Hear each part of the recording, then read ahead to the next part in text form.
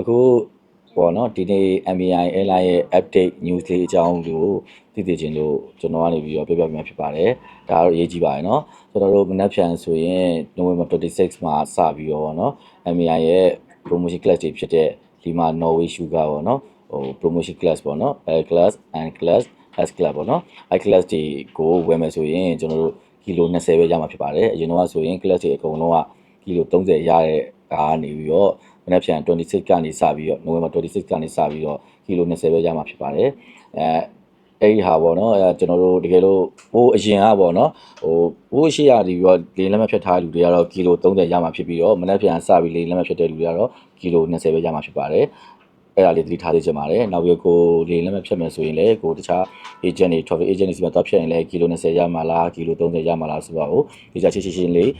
ရှင်းလေးမေးစေချင်ပါတယ်အဲ့ဒါမှကိုလေငွေရောက်တဲ့ခါကျရင်ဒုက္ခမရောက်မှာဖြစ်ပါတယ်မဟုတ်ဘူးဆိုရင်ကျွန်တော်တို့ကကီလို30အမြဲရနေကြရနေပြီးတော့ကီလို20ပဲဖြစ်တဲ့အတွက်လေငွေရောက်မှဒုက္ခတွေများသွားနိုင်ပါတယ်ပေါ့နော်ဘာလို့ဆိုတော့လက်ကိတ်ထဲကနေပြီးတော့ထုတ်တွေဟိုဘက်ပို့လိုက်ဒီဘက်ပို့လိုက်လောက်ရတာဖြစ်မှာဆိုလို့ပေါ့နော်အဲ့တော့တခါလေ agent မေးပါကီလို20ရတဲ့ class လားကီလို30ရတဲ့ class လားဆိုတာကို agent တခါလေးမေးပေးပါနော်နောက်တစ်ခုကကြတော့ကျွန်တော် all sector ဆိုပေမဲ့လည်းကျွန်တော် inchun sector ပေါ့နော် inchun sector မှာတော့ 23 kg ရပါတယ်ကျန်တဲ့ sector တွေမှာတော့အဲ့ဒါတွေအားလုံးအချိုးသက်ရောက်သွားပါပြီ promotion class တွေဖြစ်တဲ့ Lima class Norway class Sugar class เนาะ L class N class S class ပေါ့နော်အဲ့ promotion class ဒီမှာတော့ကျွန်တော်ကီလို20ပဲရမှာဖြစ်ပါတယ်เนาะအဲ့ဒါလေးတစ်ချက်ကိုသတိထားသိချင်ပါတယ်နောက်တစ်ခုကပါလဲဆိုတော့ hand carry မှာကျွန်တော်တို့ဒီ MBI Airline อ่ะပေါ့เนาะ hand carry အများကြီးတည်ကြရတယ်ပေါ့เนาะ hand carry အများကြီးတည်ကြတယ်ဆိုတော့ကျွန်တော်တို့ဒီ7kg လက်ဆွဲ8 hand carry ရတယ်လို့တခြားလူတွေဆိုရင်ပေါ့เนาะကြော weight တွေပါမယ်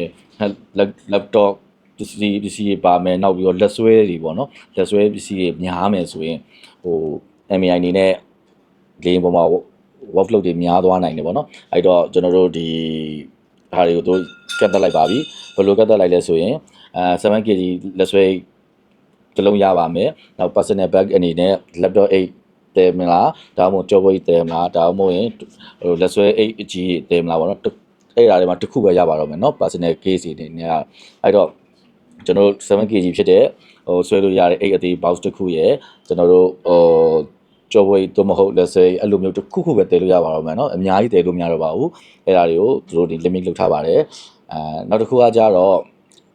ကျွန်တော် 20kg ထက်ပိုပြီးတည်ခြင်းနေဆိုရင်တော့ပတ်စံထပ်ပြီးတော့ဗောနော်ကီလိုဘိုးကြီးကိုထပ်ပြီးဝယ်လို့ရပါတယ်ဒါပေမဲ့ဝယ်လို့ကျွန်တော်တို့ travel agent တွေစီမှာဝယ်လို့မရတဲ့ sector တွေရှိပါတယ်အဲ့ဒါတော့ဗာလဲဆိုတော့ Singapore sector ရှိမယ်ကွာလာလမ်ပူ sector ရှိမယ်ဗောနော်မလေးရှား sector ဗောနော်မလေးရှား sector တွေမှာကျွန်တော် agent တွေမှာဝယ်လို့မရပါဘူးairline ရဲ့ check-in counter မှာပဲဝယ်လို့ရမှာဖြစ်ပါတယ်အဲ့ဒီအတွက်ကျွန်တော်တို့ဒီ airline တွေပြီးဒီနေ့ပဲထုတ်ပြန်လိုက်တာဗောနော်ဒီနေ့ပဲထုတ်ပြန်လိုက်တာဖြစ်တဲ့အတွက်ခီးသွားမိဘပြည်သူတွေဗောမိဘပြည်သူတွေသိရှိရအောင်အချိန်နဲ့တပြေးညီကျွန်တော်တို့ကနေပြီးတော့ပြောပြခြင်းဖြစ်ပါတယ်ဒါတွေသိထားမှာကျွန်တော်လင်ကွင်းရောက်တဲ့ခါကျရင်ကျွန်တော်တို့လက်ကိတ်တွေအဲမှာ check-in counter ရှိမှာပေါ့နော်လက်ကိတ်တွေဖွင့်ပြီးတော့ပစ္စည်းဟိုဘက်ထဲဒီဘက်ထဲလောက်ရတဲ့ဒုက္ခကြီးကွေးပါလိမ့်မယ်နော်တချို့ကလိုက်ဖို့လူရှိတဲ့အတွက်လင်ကွင်းလိုက်ဖို့လူရှိတဲ့အတွက်ပြန်ပေးလိုက်ရပြီမဲ့တချို့ကကြောက်လိုက်ဖို့လူမရှိဘူး